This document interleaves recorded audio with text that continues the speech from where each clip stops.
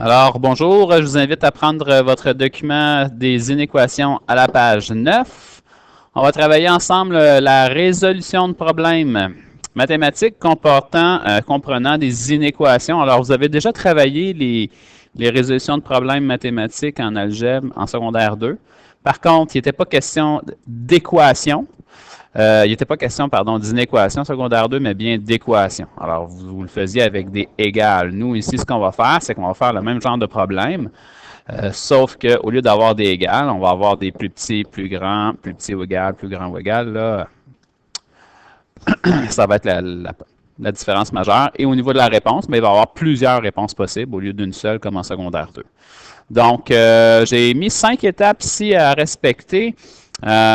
Bon, il ne faut pas s'enfarger là, dans le format quand même, là, marquer tous les titres. Moi, je vais simplement marquer première étape. On va identifier la variable, l'inconnu, et son ensemble référence, c'est-à-dire n, z ou r, selon le cas.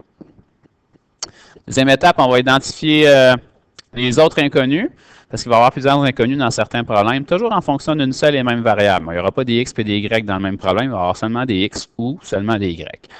Troisième point, traduction des contraintes en inéquation, c'est-à-dire on va prendre le texte, le contexte, et on va le traduire en inéquation. On va le transformer en langage mathématique. La quatrième étape est de valider, vérifier les choses. En fait, la quatrième étape, c'est de résoudre l'inéquation. Donc, en d'autres mots, c'est d'isoler la variable. Et la cinquième étape, c'est de donner la réponse, interpréter la réponse ou l'ensemble solution, parce qu'il y en a plusieurs réponses lorsqu'on travaille avec les inéquations. Lorsque je dis, exemple, que x est plus grand que 4, bien, il y a plusieurs chiffres qui sont plus grands que 4. Tandis qu'en secondaire 2, vous arrivez à une réponse avec un égal à la fin. X est égal à 4. Alors là, il y a une seule réponse de possible. Ça, c'est en secondaire 2. En secondaire 3, x est plus grand que 4, bien, il y a plusieurs chiffres qui sont plus grands que 4.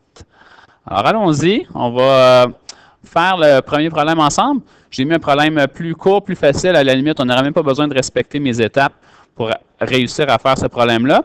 Mais on va quand même se pratiquer à les appliquer puisque plus tard, dans les pages à venir, vous ne pourrez pas le faire mentalement, la résolution de problème. Alors, première étape, identifier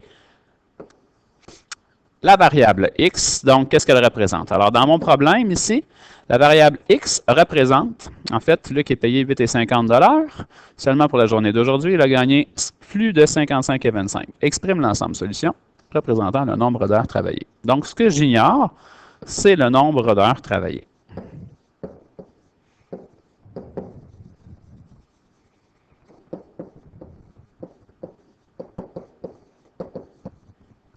La deuxième étape, c'est identifier les autres inconnus dans le problème en fonction de x. Dans ce problème-ci, c'est non applicable, il n'y a pas d'autres inconnus, c'est seulement que le nombre d'heures qu'on ne connaît pas. Troisième problème, traduction des contraintes en inéquation, c'est-à-dire je prends le texte et je vais le transformer en inéquation mathématique. Donc, pour faire ça, on doit identifier d'abord où est l'inéquation dans tout ce texte-là. Alors, le mot qui veut dire plus grand, plus petit, inférieur, supérieur ou égal, il est ici. C'est O+. Alors, O+, c'est un synonyme de maximum. Et maximum, c'est un autre synonyme qui veut dire plus petit ou égal, en fait. Hein? Alors, il est là notre symbole d'inéquation. Donc, à partir de là, je reviens à mon étape 3, qui est de traduire le problème mathématique en inéquation. Je lis la phrase. Luc est payé 8,50 $. Alors, présentement, je peux très bien écrire 8,50 $. X remplaçant mon nombre d'heures, hein, c'est ce qu'on a fixé dans le problème. Seulement pour la journée d'aujourd'hui, il a gagné au plus. Donc, au plus, on a dit que c'est maximum, au plus petit ou égal, 55,25 $.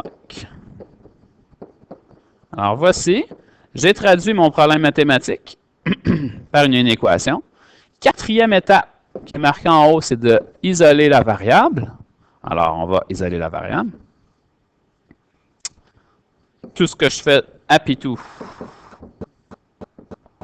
je le fais à Minou.